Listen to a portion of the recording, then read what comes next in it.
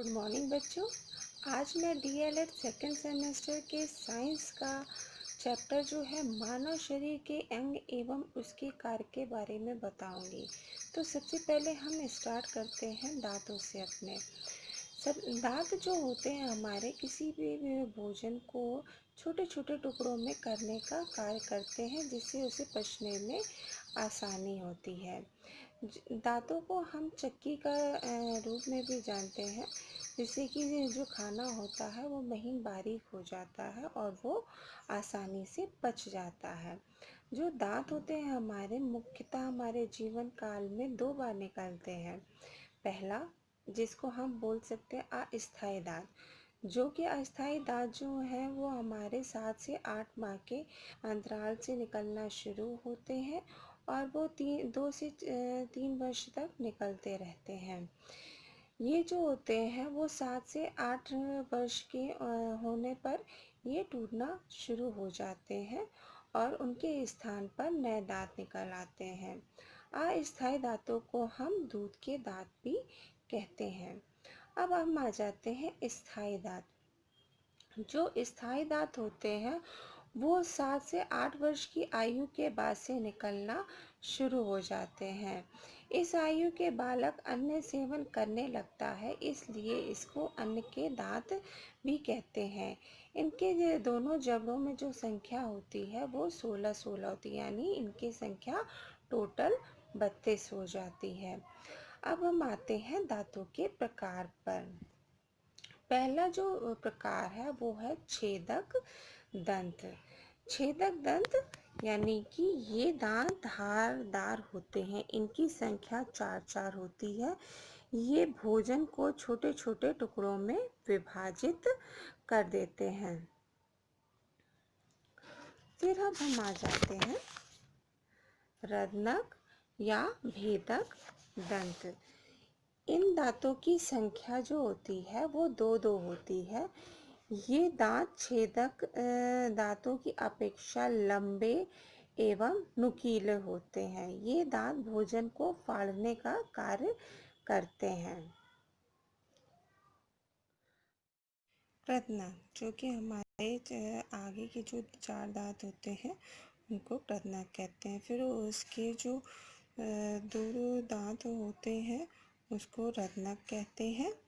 और रत्नक जो होते हैं वो छेदक दांतों की अपेक्षा जो होते हैं लंबे व नुकीले होते हैं।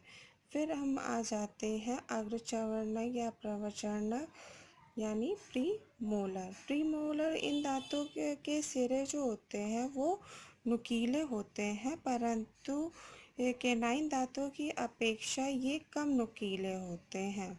ठीक है, यानी कि आपके जो भेदक दंत हैं उनके अपेक्षा वो कम नुकीले होते हैं। फिर आ जाते हैं चवर्णक दांत या इसे दाढ़ भी कहते हैं। ये दांत जो होते हैं मुख्य रूप से पीछे की ओर होते हैं और चौकोर चौकोर होते हैं। ये दांत अन्य अत्यंत मजबूत होते हैं। इनकी संख्या जो होती है कुल 6 होती है। ठीक है, आ जाते हैं दांतों की संरचना पर। दांतों की अगर बाह्य संरचना की दृष्टि से देखें तो इन्हें जो है निम्न भागों में बांटा गया है। पहला है दंत शिखर, ठीक है, दूसरा ग्रीवा और तीसरा है दंत मूल या जड़। जो दंत शिखर होता है दांत का वह भाग जो मसूड़ों के बाहर दिखाई देता है, ये जो है ये मसूड़ों के जो बाहर दिखाई देता है वो दंत शिखर कहलाता है। ये सफ़ेद एवं चमकदार होते हैं। फिर इसके बाद आता है दंत ग्रीवा। यह दांतों का मध्य भाग होता है, यानी कि ये जो भाग होता है वो दंत ग्रीवा कहलाता है। यह भाग जो होता है मसूड़ों से ढका हुआ होता है। फिर हम आ जाते हैं दंत मूल या जड़ पर।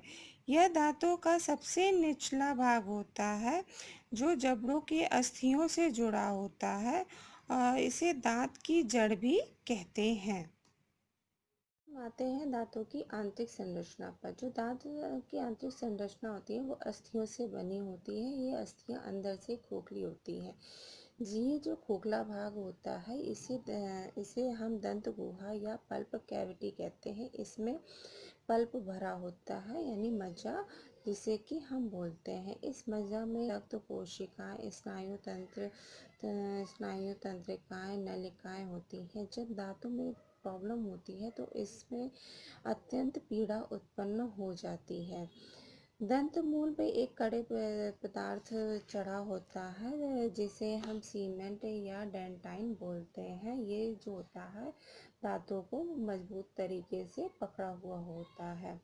दंत शिखर पर एक सफेद रंग की एवं चमकीले रंग की परत चढ़ी होती है जिसे हम इनेमल कहते हैं। ये दांतों की रक्षा करता है और दांतों को सुंदर एवं सुरक्षित रखता है।